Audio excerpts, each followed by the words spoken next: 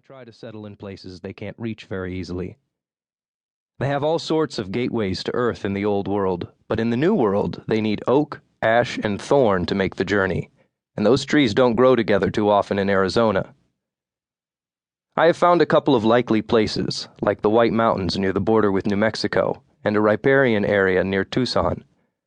But those are both over 100 miles away from my well-paved neighborhood near the university in Tempe.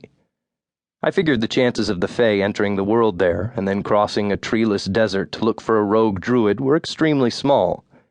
So when I found this place in the late 90s, I decided to stay until the locals grew suspicious. It was a great decision for more than a decade. I set up a new identity, leased some shop space, hung out a sign that said Third Eye Books and Herbs, an allusion to Vedic and Buddhist beliefs because I thought a Celtic name would bring up a red flag to those searching for me, and bought a small house within easy biking distance. I sold crystals and tarot cards to college kids who wanted to shock their Protestant parents, scores of ridiculous tomes with spells in them for lovey-dovey Wiccans, and some herbal remedies for people looking to make an end run around the doctor's office. I even stocked extensive works on Druid magic, all of them based on Victorian revivals, all of them utter rubbish, and all vastly entertaining to me whenever I sold any of them. Maybe once a month I had a serious magical customer looking for a genuine grimoire, stuff you don't mess with or even know about until you're fairly accomplished. I did much more of my rare book business via the internet, another vast improvement of modern times. But when I set up my identity and my place of business, I did not realize how easy it would be for someone else to find me by doing a public records search on the internet. The idea that any of the old ones would even try it never occurred to me. I thought they'd try to scry me or use other methods of divination, but never the internet. So I was not as careful in choosing my name as I should have been. I should have called myself John Smith or something utterly sad and plain like that, but my pride would not let me wear a Christian name. So I used O'Sullivan, the anglicized version of my real surname, and for everyday usage I employed the decidedly Greek name of Atticus. A supposedly 21-year-old O'Sullivan who owned an occult bookstore and sold extremely rare books he had no business knowing about was enough information for the Fae to find me, though. On a Friday, 3 weeks before Samhain, they jumped me in front of my shop when I walked outside to take a lunch break.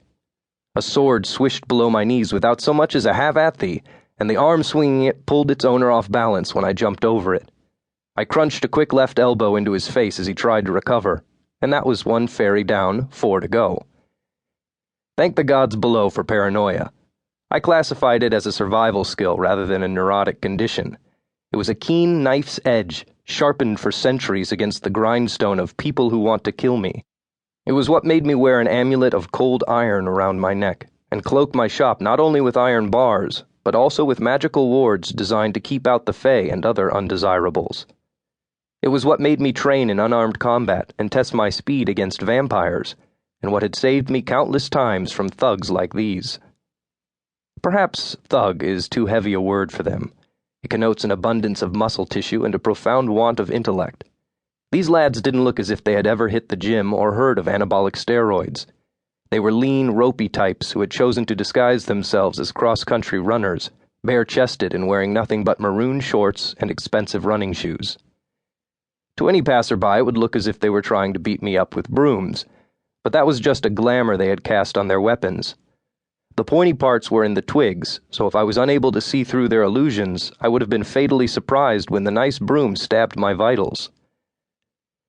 Since I could see through fairy glamours, I noticed that 2 of my remaining 4 assailants carried spears, and one of them was circling around to my right. Underneath their human guises, they looked like the typical fairy. That is, no wings, scantily clad, and kind of man-pretty, like Orlando Bloom's Legolas, the sort of people you see in salon product advertisements. The ones with spears stabbed at me simultaneously from the sides, but I slapped the tips away with either wrist so that they thrust past me to the front and back. Then I lunged inside the guard of the one to the right and clotheslined him with a forearm to his throat. Tough to breathe through a crushed windpipe. 2 down now. But they were quick and deft, and their dark eyes held no gleam of mercy. I had left my back open to attack by lunging to the right, so I spun and raised my left forearm high to block the blow I knew was coming. Sure enough, there was a sword about to arc down into my skull.